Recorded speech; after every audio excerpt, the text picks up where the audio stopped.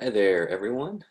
This is Pastor Jesse, and this is the final week for our Lenten journey, our Lenten class journey, um, called Encountering God in Parables. And so this will be the final week when we look at a parable. I'll read through this parable online, and then I'll have some questions for reflection and interaction in the comments below. So this last week, this parable is written by a Irish philosopher and theologian named Peter Rollins. And we had looked at some of his parables earlier in the course before we went totally online. This one is towards the end of his book, called The Orthodox Heretic and Other Stories. This particular parable is called The Last Supper. And I thought that it would be really appropriate in terms of our deepening our reflection and our Lenten journey as we've now entered Holy Week, the Last Supper. It's evening, and you're gathered together with other disciples in a small room for Passover.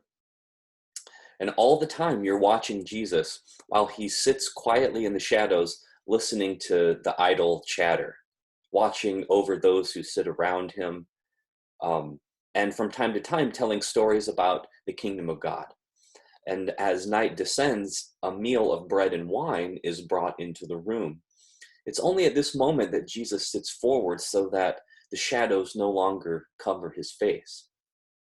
He quietly brings the conversation to an end by capturing each one with his intense gaze. And then he begins to speak. My friends, take this bread, for it is my very body broken for you. Every eye is fixed on the bread that is laid on the table. While these words seem obscure and unintelligible, everyone picks up on their gravity. Then Jesus carefully pours wine into the cup of each disciple until it overflows onto the table. Take this wine and drink of it, for it is my very blood shed for you. With these words, an ominous shadow seems to descend upon the room, a chilling darkness that makes everyone shudder uneasily. Jesus continues, as you do this, remember me. Most of the gathered disciples begin to slowly eat the bread and drink the wine, lost in their thoughts. You, however, cannot bring yourself to lift your hand at all, for his words have cut into your soul like a knife. Jesus doesn't fail to notice your hesitation and approaches, lifting up your head with his hand so that your eyes are level with his. Your eyes meet for only a moment, but before you're able to turn away, you're caught up in a terrifying revelation. At that instant, you experience the loneliness, the pain, and the sorrow that Jesus is carrying around with him. You see the nails being driven. You hear the crowds jeering and the cries of pain. At that moment, you see the sweat that flows from Jesus like blood. You experience the suffocation and the madness that will soon envelop him. But more than all of this, however, you feel a trace of the separation that he will soon feel in his own being. In that little room, which occupies no significant space in the universe, you've caught a glimpse of a divine vision that should never have been disclosed. Yet it's indelibly etched into the eyes of Christ for anyone brave enough to look. You turn to leave, to run from that place, to long to get away, but Jesus grips you with his gaze and smiles compassionately. Then he holds you tight in his arms like no one has held you ever before. He understands that the weight you now carry is so great that it would have been better if you had never been born.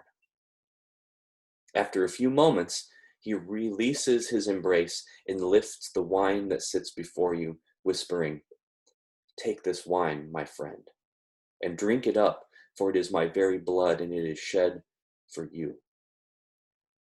All this makes you feel painfully uncomfortable. And so you shift in your chair and fumble in your pocket all the time, distracted by the silver that weighs heavy in your pouch.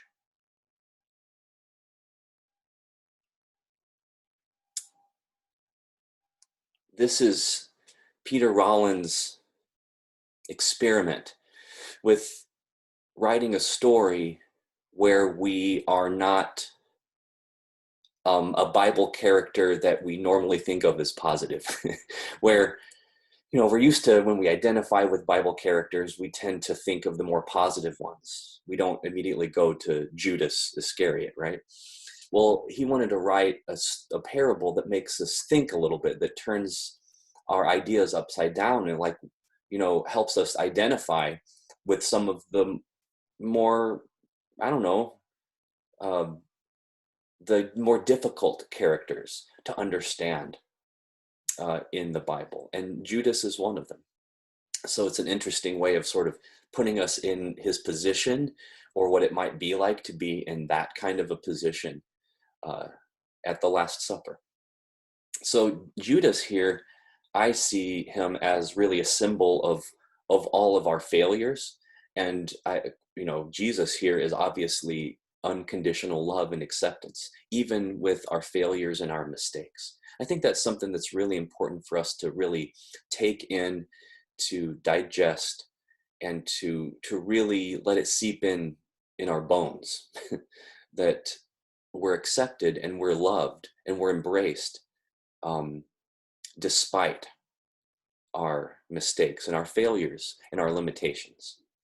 So I have reflection questions here in the description. So definitely check those out and share with one another what it is that this parable makes you think of this Holy Week. So take care, and I'll connect with you soon again online. Grace and peace to you.